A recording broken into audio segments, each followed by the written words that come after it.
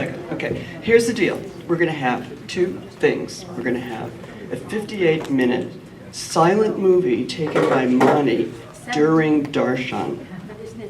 And then the second thing we're going to play is the audio of Francis at Darshan reading his Mighty Beloved speech. And before Winnie talks, I would just want to mention that it took all the pictures down, and some of them are available if you want to cut them out and take them home. There's an actual reproduction of the James Ivory Jai Baba thing in the New Yorker magazine, which quoted me but spelled my name wrong. And afterwards, we're going to have something else.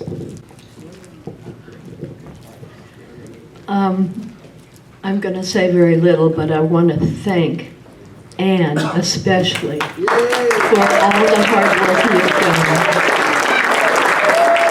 Yeah. This has been such a wonderful program. It's just been very special. So thank you.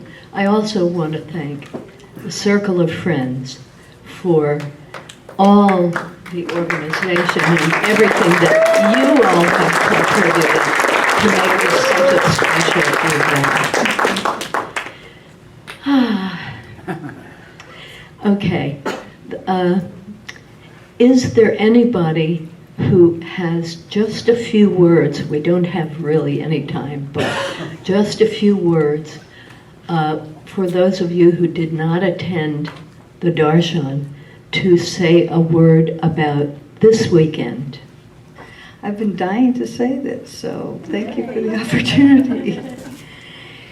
So when I heard about Baba in 1970, and then I started hearing stories like Darwin Shaw telling stories, or I think he was the main person. But as years went by, in 74 I came to the center, and that I didn't know anything before that there was a center for 4 years. So I did all the usual things we all did to try and find it, but I did have some quotes and so on. But the thing I wanted to share is that for years, in the back of my mind, I thought, I'm going to meet Mayor Baba physically. And it just doesn't make any sense. But after a while, I realized, no, that's not going to happen. But what's so beautiful here is that all you who expected to meet Baba physically, and then the experiences you had, just really matched up with my own inner experiences. And I also felt very strongly after the first session that the kids in the youth sahavas, if I'm not, I don't know whether I'm on their track or not, but just that they might really benefit from or enjoy hearing from the people who went there, that their experiences and their hugging that goes on after the barn, which is always a signature moment for them. It might be really sweet for them to hear or see snippets of this. Very lovely. It's such a touching occasion. I'm so happy we were able to come. Thank you. Thank you all. Thank you. Anyone else? Quickly about how I got here. My mother-in-law passed 6 months ago, and for 6 months I would get up at 4 in the morning, have a little Baba time, 5 o'clock starting to work, paper after paper after paper, and that ended mid-April. And then I thought, this is going to be my sahavas instead of going to India.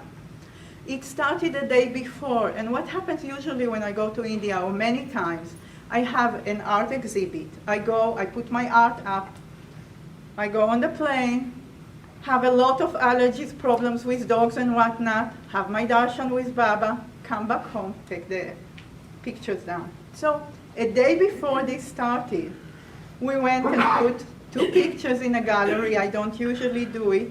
I've been to that gallery many times, never a dog there this time. A dog greeting me right there, and hence starting my allergies. And next, of course, was the darshan with a lot of love from Baba. And then I wanted to say, apart from, of course, many things, this last Darshan, for me, is such a special thing that Avatar Meher Baba did. No avatar before has ever planned such a sahavas. He planned it in advance, cared for all the details, so not only invited the particular people, but saw the list with his own eyes, each name. Then he sent the letter saying, you come, I give you love. That's a deal, that's a contract written. And then he did the last thing to do, which was, this was to be a darshan given with him not in the body. So he dropped his body. And it's such a unique experience. And so I'm happy it was recorded. I want to see it in my next lifetime. And I think we all would. It's really a special thing. And I'm happy for each person who spoke. Even if you felt like you didn't have much to say, it is another piece there in the puzzle. It is so important. And that's it. You guys went. You enabled it. It would have happened even if you wouldn't go, but you made it more. So thank you. And of course, thank you. I came to Barbara in 1969. I wasn't at the Darshan. I came to Barbara in about August or September. That's the special moment. But I came to Barbara largely because I was noticing a peculiar light in the eyes of the people, the English Barbara lovers who'd been to India, around about April, May, June. And I kept on bumping into them, and I was in that sort of force field, and there was this light, and I kept noticing it. And then, lo and behold, I met my first wife around about August, and she had been to the Darshan with the Sufi group. She wasn't a Sufi, but she came on that plane. And she was, of course, full of the experience. And we fell in love in the slipstream of that whole experience. And my first marriage was, not, I suppose, almost dominated by the sort of the feeling that she brought to it. And so I've always felt close and sort of that I wasn't there, but it's always been rather special to me. And then lo and behold, my second wife, Lisa, had also been. And so it goes on. And so, We better stop there. what? Better stop there. Yeah, no more wives. No, definitely no more wives. Last one. So this has been a wonderful experience for me to hear all of you people talking about the Darshan. It's been deeply rich and fantastic. Real privilege. Thank you very much.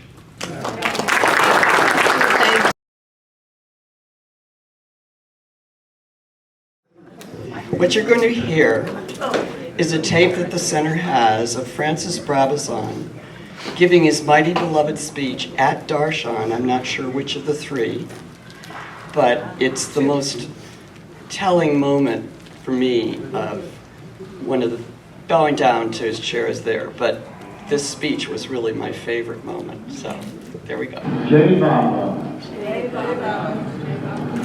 I am amazed and filled with joy to discover that the beloved I have been serving for many years is truly a very mighty beloved. Of course, I have known all along that he was God. But there are so many gods. There is the God which people see in a shape of illusion, such as a sunset, or a mountain view, or a symphony, or whose hand is seen in one's not getting caught in a rainstorm, or in obtaining a good job. No doubt a very comfortable and profitable God to have. Well worth a Christian candle or some Hindu incense. but not a God one would offer one's life to. There is the God who rules the shining plains of consciousness, but sight of him would blind one. And the God who is beyond the plains is unknowable except by his own grace. And he is terribly careful to whom he gives that grace. So when beloved Baba used to tell me that he tell us that he was God, I used to think, yes, Baba, you are God all right. The one God and all the gods. But what good is that to me? In fact, I used to get so fed up with his being God that I wished he wasn't.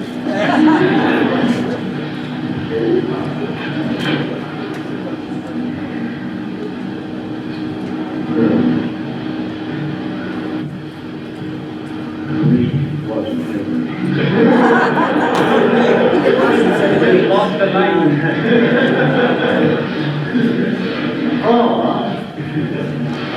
I wish he was a sort of an Old Testament God, for whom I could slaughter a few lambs or a spotless young bull in return for some added acreage.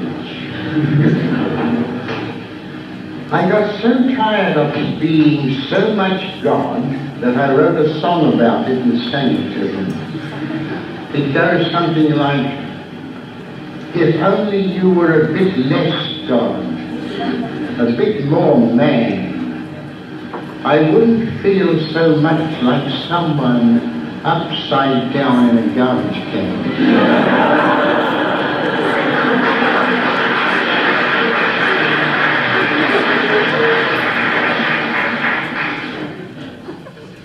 But Baba wasn't going to become more man just for my sake. So I had to settle for him as the Divine Beloved.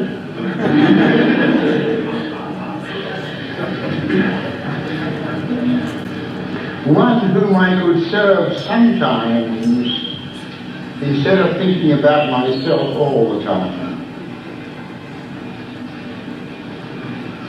After all, although he is God and sometimes a man, being one's own and the world's beloved is his main job. Others can become as much God or as much man as he, but only Baba is more beloved than any other beloved, and infinitely worth serving. But now a great problem arises. Is this echoing back there? Yes. Can you hear it? But now a great problem arises. How to serve that one who is all beloved? For whatever one does with love is done by him.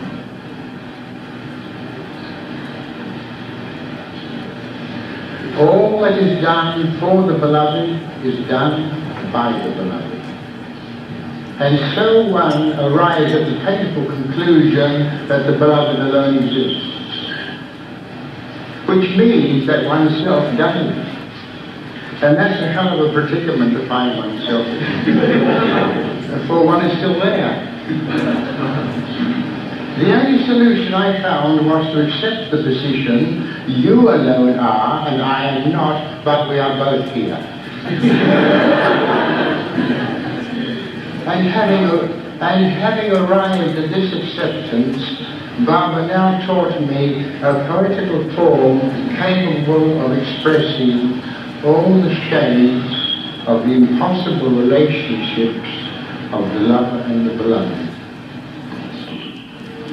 Such a form has not existed in English up to now, because the lover-beloved dilemma was not part of the British-American consciousness.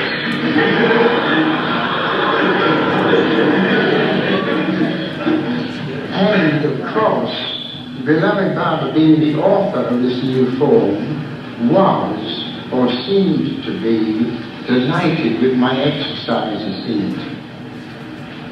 And here is a delicious piece of humor in connection with this.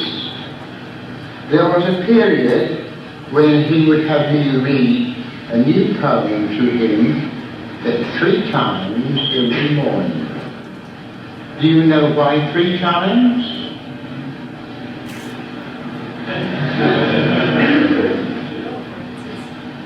He was memorizing them.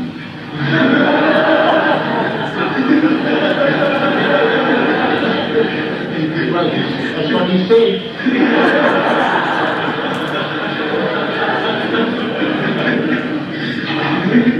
Why was he memorizing them?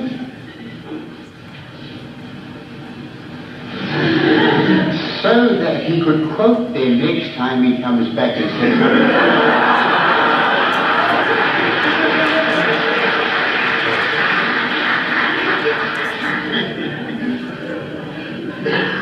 yes, that really is God-man humor. Then there were his extraordinary orders or commissions. The last was for 30 guzzles. Guzzle is the name of the new poetical form which he taught me. He asked me to write 30 of them. It happened this way. One morning after the usual morning business was finished, Barbara wanted me to write 30 guzzles. Could I do that? I replied promptly and brightly, no, Barbara. This reply seemed somewhat astonishing him, too. He turned to the other Mandali and said, well, what do you think of that?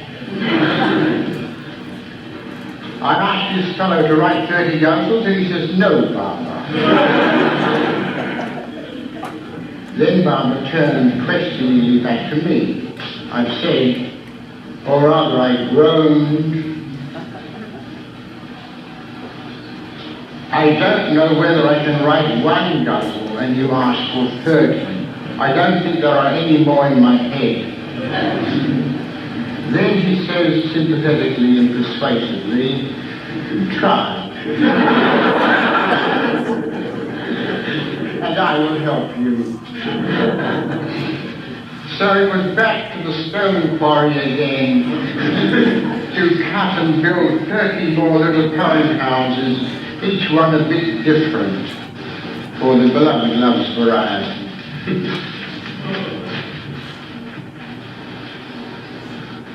But still I did not know what a mighty beloved our beloved is. This knowledge has come to me only recently, since Barbara laid aside his body.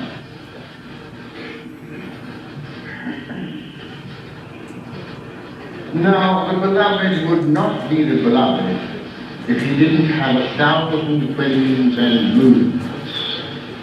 If he didn't play his eternal game of divine pretense. If he was not all ears for the lover's praise and stone deaf to his complaints. If he was not all knowledge and all ignorance at the same moment.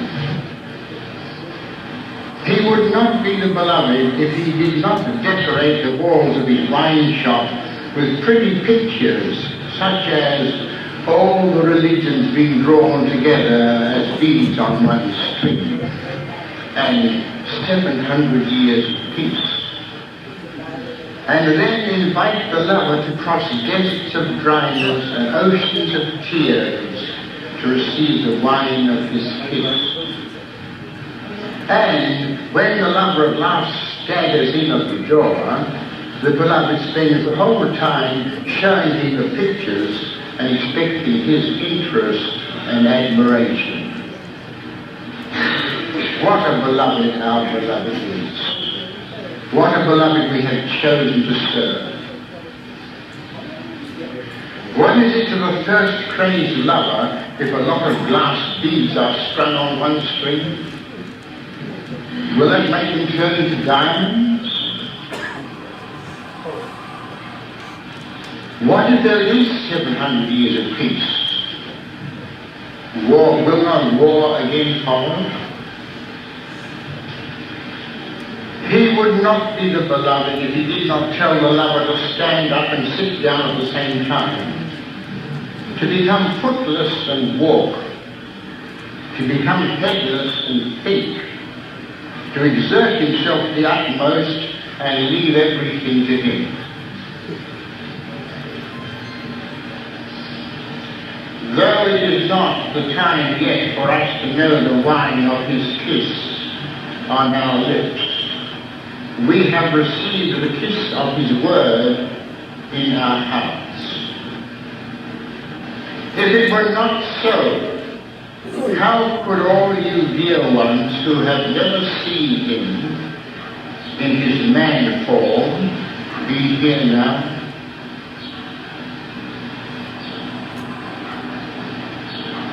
Who but the beloved of beloveds could speak his word silently in your hearts and make him come from across the world to take his Darshan, to bow down to him in your hearts? Such a thing has never happened before. I have been at Mass Darshans where tens of thousands came and bowed down to his man form. But to come thousands of miles to bow down to him in one's heart is of an entirely different order of devotion.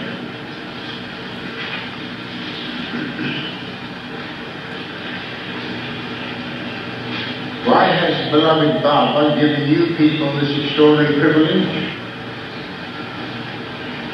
Because he requires a few to do what the many, what everyone must eventually do.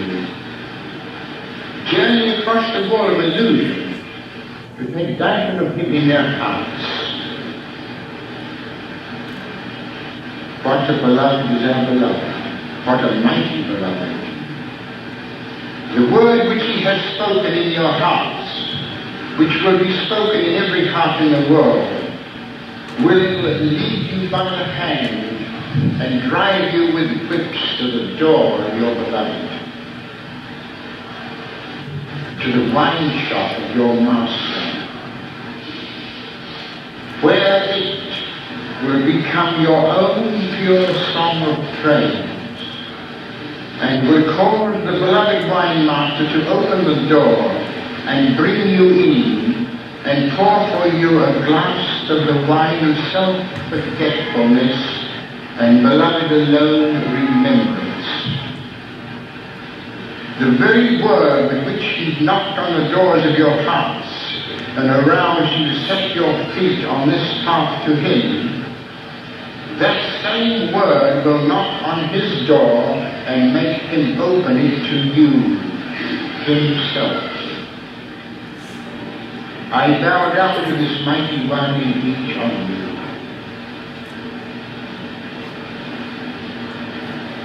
But you also have your parts to play in this grand journey you have begun. You must not leave it all to your beloved. For every step the lover takes to the beloved takes 10 steps to the lover. But the lover must continuously take that one step. We must practice taking beloved's Darshan, bowing down to him in our hearts every day, and then every moment until we have continuous sight of him. Happenings will happen, even grand happenings. But they will not be that happening which has to happen in our hearts. So do not look to these other happenings to nourish your faith. Depend only upon his word and its song in your hearts. Be prepared for a long, long journey. But be prepared for a long, long journey to have his real Darshan.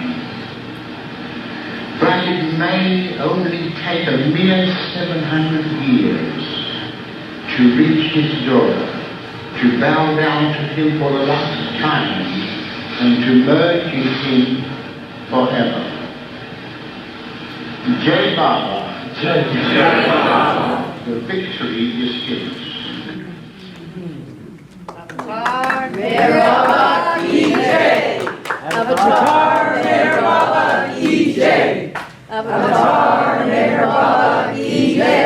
We're going to say the prayers, then we're going to do the Pujabi Arti, and then we're going to do Beloved God. And then after that, as not part of the actual program, we had a last-minute request to have someone take pictures of just the people who were on the Darshan. So.